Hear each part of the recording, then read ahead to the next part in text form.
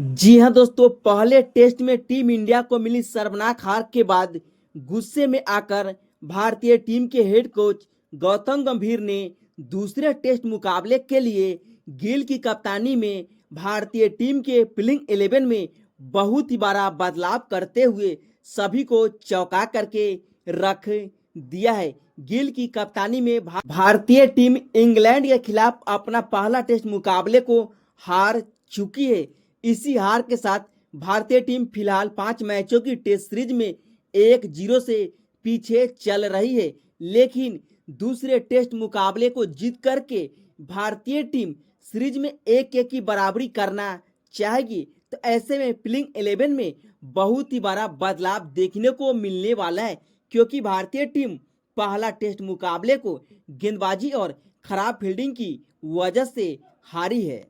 अगर आप भी चाहते हैं कि दूसरे टेस्ट मुकाबले के प्लेइंग 11 में एक नहीं, दो नहीं, बल्कि 3-3 बड़े बदलाव हो, तो वीडियो को दिल से एक लाइक करके चैनल को सब्सक्राइब करना नहीं भूलिएगा और कमेंट बॉक्स में ये बताइएगा कि आखिरकार दूसरे टेस्ट मुकाबले को क्या भारतीय टीम जीत पाएगी या इंग्लैंड की टीम अपना दबदबा कायम रखेगी। क्योंकि इंग्लैंड के ओपनर बल्लेबाज बेन डक्के ने पहली पारी में 62 रन तो दूसरी पारी में 149 रनों की तूफानी पारी खेल करके भारत के 5 शतकों पर पानी फेर करके रख दिया था। इतना ही नहीं, दूसरी इनिंग में तेज गेंदबाज जसप्रीत बुमराह को एक भी विकेट का स्वाद चखने को नहीं मिला, जो कि हार का सबसे बड़ा कारण भी रहा। आखिरकार दूसरे टेस्ट मुकाबले में कैसी होगी टीम इंडिया की फाइनल प्लेइंग 11?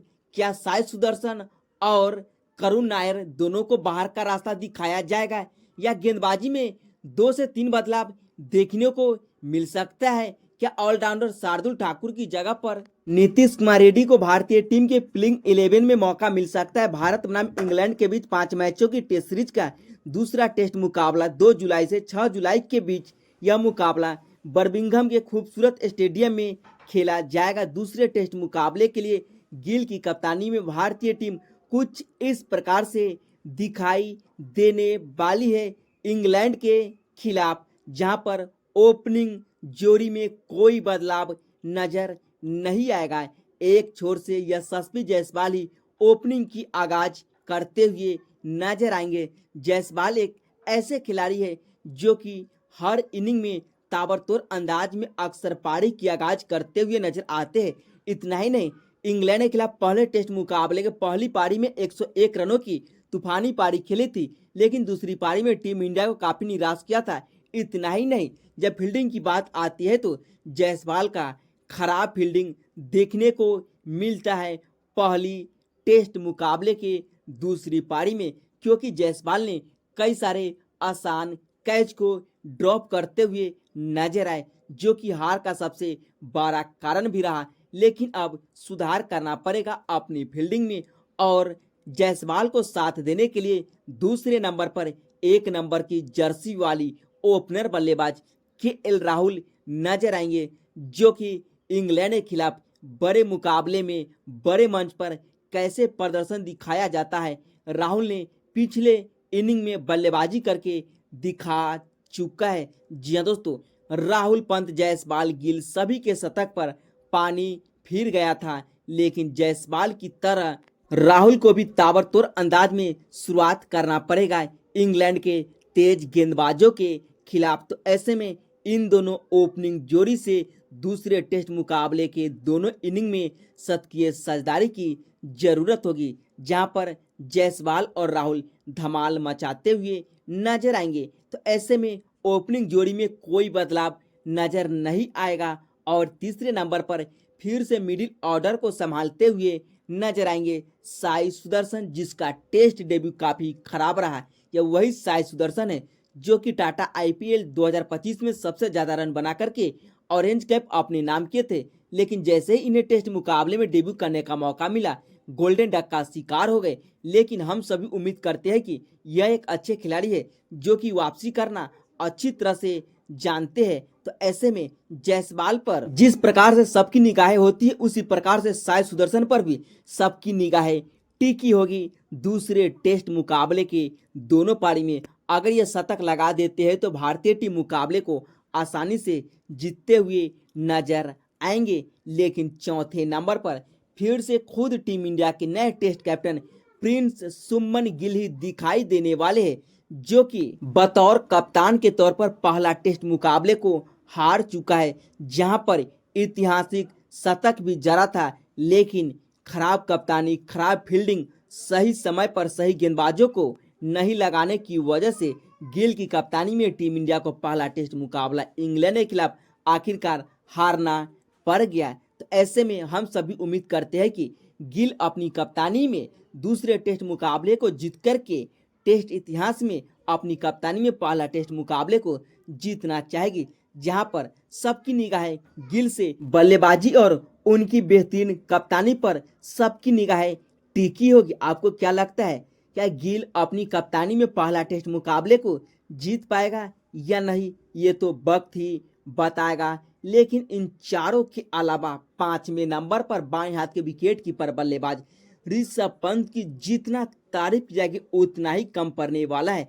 यह एक ऐसे इंडियन क्रिकेटर बन चुके हैं जो कि इंग्लैंड में जाकर के एक ही टेस्ट मुकाबले के दोनों पारी में शतक लगाने वाले पहले इंडियन इकलौते विकेट कीपर बल्लेबाज बन चुके हैं। जी हाँ दोस्तों, इनका शतक काम नहीं आया क्योंकि भारतीय टीम पहला टेस्ट मुकाबले को जीतते जीतते आखिरी दिन आखिरी सेशन में हार गया, जिसमें पंत का भी एक बहुत ही बड़ा मिसिंग पॉइंट देखने को मिला था विकेट के पीछे। अगर उस वक्त मुश्किल वक्त में कैच पकड़ते तो भारतीय टीम वापसी करती हुई दिखाई दे सकती थी, लेकिन ऐसा नहीं हो सका।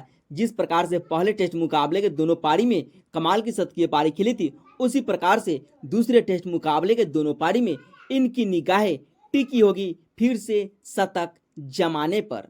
लेकिन पहला टेस्ट मुकाबले में खराब प्रदर्शन होने के बावजूद भी छठे नंबर पर फिर से करुण नायर को भारतीय टीम के प्लेइंग 11 में शामिल कर लिया गया है, क्योंकि करुण नायर तकरीबन 7 से 8 साल बाद टीम इंडिया में वापसी कर रहे हैं। जहां पर पहले टेस्ट मुकाबले खेलने का मौका मिला, वहां पर गोल्डन डक का शिकार हो गए। दूसरी पारी में भी कुछ खास नहीं कर पाए, लेकिन टेस्ट मुकाबले में टीम इंडिया की ओर से खेलते हुए 13 शतकीय पारी भी लगा चुके हैं। तो ऐसे में सबकी निगाहें इनकी कमाल की वापसी पर होने वाली है। लेकिन 7वें नंबर पर बहुत ही बड़ा चौंकाने वाला फैसला लिया है। शार्दुल ठाकुर को प्लेइंग 11 से बाहर का रास्ता दिखाया गया है और उनकी जगह पर 88 नंबर की जर्सी वाली नीतीश कुमार रेड्डी को भारतीय टीम के प्लेइंग 11 में शामिल कर लिया गया है। नीतीश कुमार रेड्डी टेस्ट मुकाबले में तेज गेंदबाजी के साथ साथ आक्रामक अंदाज में बल्लेबाजी कैसे की जाती है, मुश्किल वक्त में शतक को कैसे अंजाम दिया जाता है, इस बात को अच्छी तरह से जानते हैं। इतना ही नहीं, ऑस्ट्रेलिया जैसी मुश्किल कंडीशन में शतक जड़ चुके हैं, लेकिन पहली बार इन्हें इंग्लैंड जैसी मुश्किल कंडीशन में खेलने का मौका मिलने वाला है। और 8वें नंबर पर पहले स्पिनर ऑलराउंडर के तौर पर 8 नंबर की जर्सी वाली रविंद्र जडेजा फिर से 8वें नंबर पर खेलते हुए दिखाई देंगे। इस वक्त रविंद्र जडेजा टेस्ट स्क्वाड में सबसे बेस्ट अनुभवी ऑलराउंडर के तौर पर माने जाते हैं, जो अभी तक टीम इंडिया की ओर से 81 टेस्ट मुकाबले खेलने का अनुभव इनके पास है। लेकिन बेहतरीन फील्डिंग होने की वजह से पिछले टेस्ट मुकाबले में इनके हाथ से भी एक आसान सा कैच ड्रॉप होते हुए नजर आए थे। लेकिन 9वें नंबर पर पहले तेज गेंदबाज के तौर पर 93 नंबर की जर्सी वाली जसप्रीत बुमराह फिर से लगातार दूसरे टेस्ट मुकाबले में दिखाई देने वाले हैं। जसप्रीत बुमराह की बात करें तो जब जब विकेट की जरूरत होती है तो टीम इंडिया के लिए विकेट निकालना अच्छी तरह से जानते हैं। लेकिन पहले टेस्ट मुकाबले के दूसरी पारी में जसप्रीत बुमराह को एक भी विकेट का स्वाद चखने को नहीं मिला, जो कि हार का सबसे बड़ा कारण यहीं से शुरू हो गया। यानी बुमराह अपने गेंदबाजी के दम पे कमाल नहीं दिखा पाए, लेकिन पहली पारी में पंजा खोल करके इतिहास रच दिया था। लेकिन भारतीय टीम को सिर्फ और सिर्फ जीत की जरूरत है। लेकिन भारतीय टीम के बॉलिंग लाइनअप में दूसरे तेज गेंदबाज के तौर पर बिहार के लाल आकाशदीप को भारतीय टीम के प्लेइंग 11 में शामिल कर लिया गया है। आकाशदीप की बात करें तो जिस प्रकार से यह तेज गेंदबाजी को अंजाम देते उनसे कहीं बेहतर अंदाज में लंबे लंबे छक्के के लिए जाने जाते हैं। लेकिन 11वें नंबर पर अगर अर्शदीप सिंह को डेब्यू करने का मौका मिला तो